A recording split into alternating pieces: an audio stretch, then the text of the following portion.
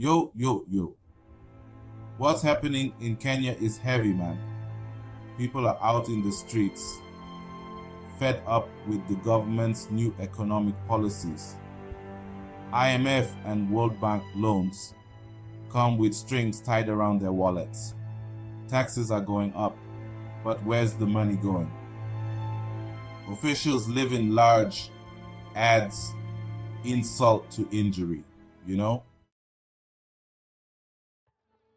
Nairobi, the capital, is where it all popped off. Thousands took to the streets saying enough is enough. They're marching, chanting, making their voices heard.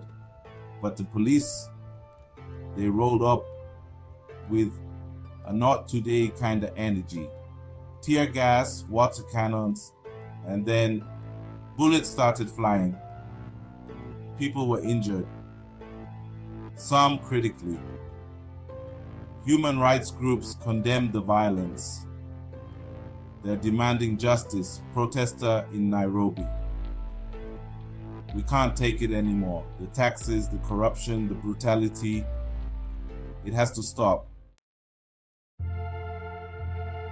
Kisumu, another major city, wasn't about to be left out.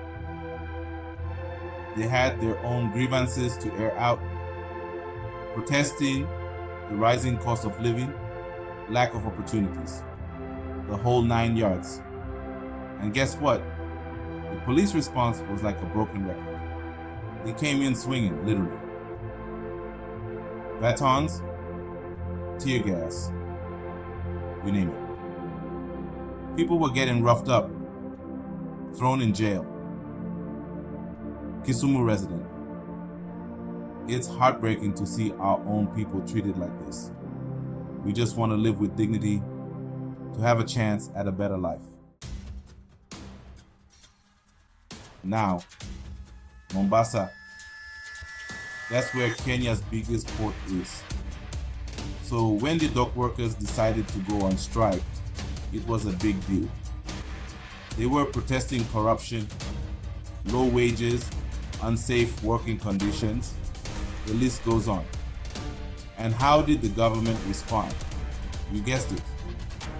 Tear, gas, and rubber bullets. Mombasa port worker. We're not asking for much, just fair wages and safe conditions. But instead of listening to us, they attack us. We need change, and we need it now. Even the students are getting in on the action. We're the future, right? But it's bleak when you're drowning in debt and can't afford a meal.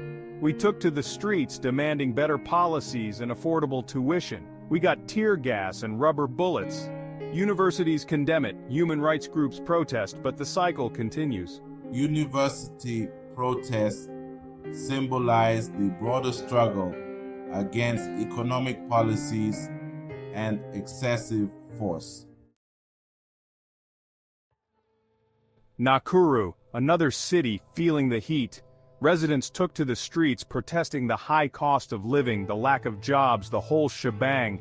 And, you already know the drill, the police came in hot. Tear gas, batons, even live ammunition. People were injured, some, they didn't make it. Nakuru's demonstrations have underscored the severe impact of economic hardships and the brutal police response. Even the mama mbogas, the market vendors, are feeling the squeeze. These are the people who keep food on the table, literally, and they're being hit hard by these new taxes. So they decided to make their voices heard, protesting in the streets, demanding some relief. But the response was always going to be the same, wasn't it? Heavy police presence, tear gas, people getting roughed up, arrested. Look, what's happening in Kenya right now is heartbreaking. It's a story we've seen play out too many times before. Peaceful protests met with violence. People's voices silenced with brute force. The Kenyan people deserve better. They deserve a government that listens to them, that protects their rights, that values their lives. We need to keep talking about it, keep shining a light on the injustices happening there.